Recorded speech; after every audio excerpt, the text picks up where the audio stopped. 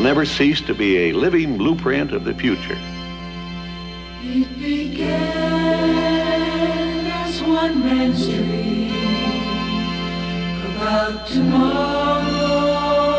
Well, my greatest reward, I think, is to have the public appreciate and accept what I've done all these years. In a plan to build the dream. Lord, how it grew. EPCOT, an experimental prototype community that will always be in a state of becoming. In a team to make it real, to build a world of stone, a world of steel. It began as one man's dream. It's our hope to develop new solutions. Together as a team, we're making one man's dream. And I think it's going to be a great moment. Come true.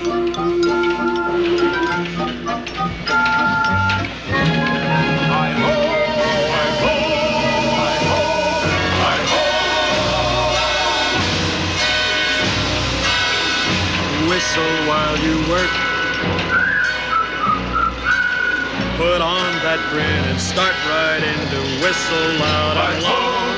Hi-ho, it's off to work we go. Just hum a merry tune. Just do your best and take a rest and sing yourself a song. With a hi-ho.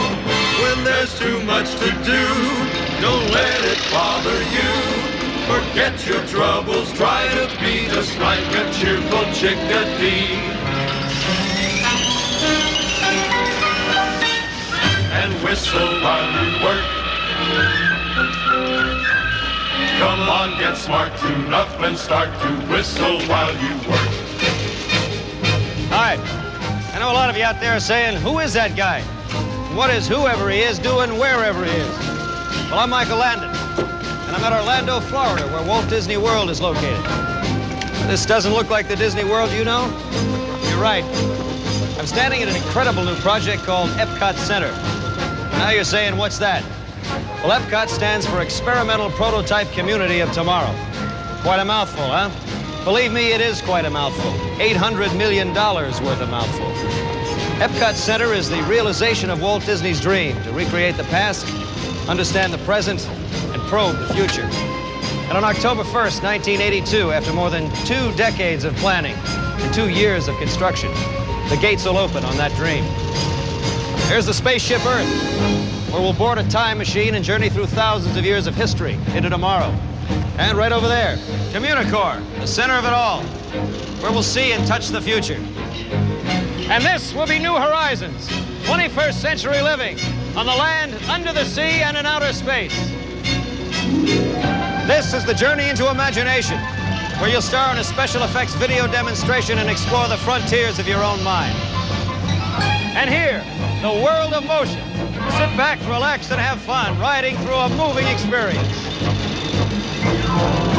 The land, a floating excursion through the incredible bounty of tomorrow's harvest. The universe of energy, 80,000 solar cells on this roof will enable us to ride on sunshine. And this will be the World Showcase, a community of nations brought together by the American adventure. Over there, Mexico. There, Canada. Germany. The United Kingdom. Italy. Japan. France. China. And that's only the beginning. There are over 27,000 acres to play with. When Walt Disney dreams, he dreamed. Ladies and gentlemen, Walt Disney, one man's dream.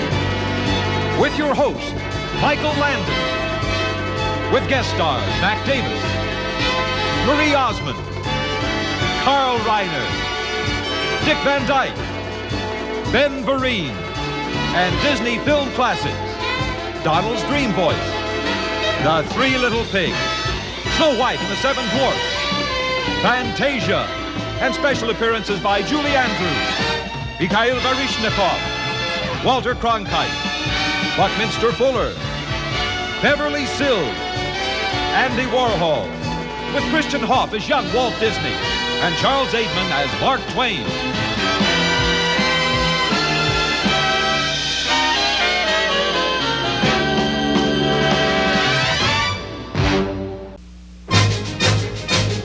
On October 1st, 1971, the gates opened on Walt Disney World. Walt had the luxury of size, a space about twice as big as the island of Manhattan. A number of urban planners, philosophers, and even some politicians have suggested that we should turn the United States over to Disney and put turnstiles at the borders. Not a bad idea. The Disney organization has come up with some of the most satisfactory solutions to the problems of urban design, traffic control, and pollution. Disney created a tranquilizing balance of air, land, and water. The latter in the form of man-made lakes, which add to the recreational activities as well as to the aesthetics. 7,500 of the 27,000 acres at Walt Disney World have been set aside as a wildlife preserve for the animals indigenous to Central Florida. This hotel was built as a 14-story A-frame.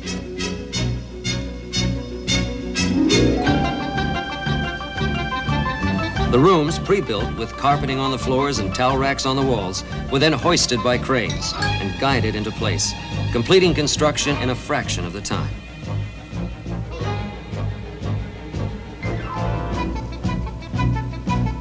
Beneath the front of the Magic Kingdom are miles of utilidors, underground corridors that allow deliveries, maintenance, and employees to go about their business without disrupting the amusement complex above.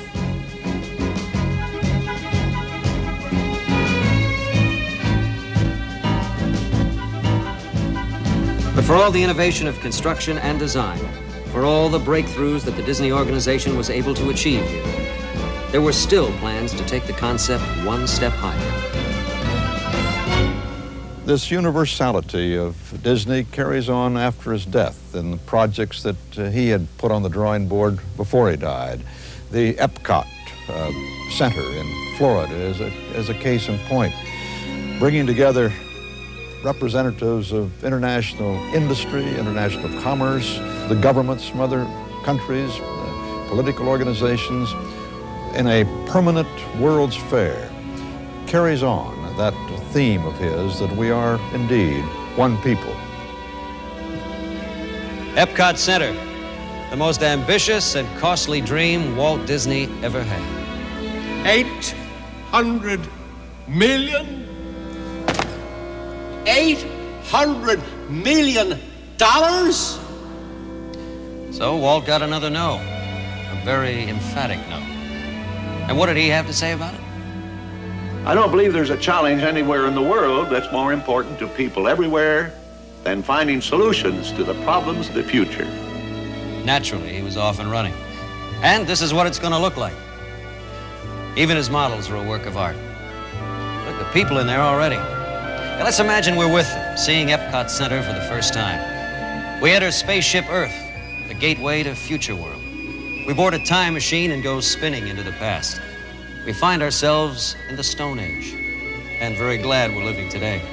We'll travel through time into the future, where we'll be transformed into an electrical impulse and then beamed to an orbiting satellite. And what's really wild is we'll be suspended in space and able to look down on the blue and white oasis of Earth.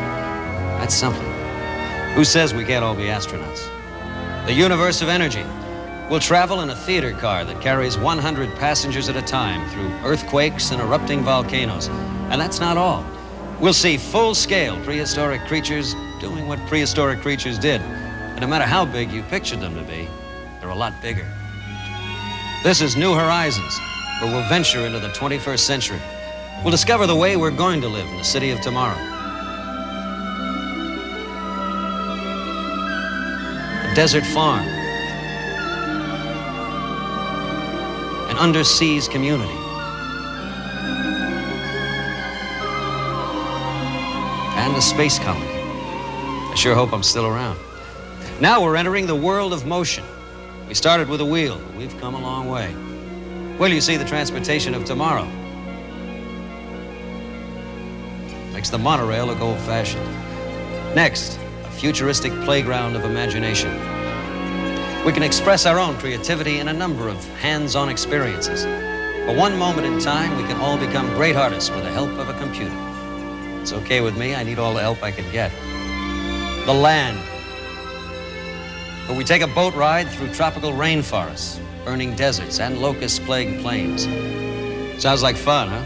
It sure does, especially when all these disasters can be turned into gardens for growing food. It seems to me we're pretty remarkable creatures. But just beyond Future World is the other half of EPCOT Center. The World Showcase, the first permanent exposition of its kind. The center is the American adventure. Did you ever wish you'd known Ben Franklin or Mark Twain? Well, we'll get a chance to know them here. They actually breathe. Kind of scary, those wonderful new audio animatronic figures.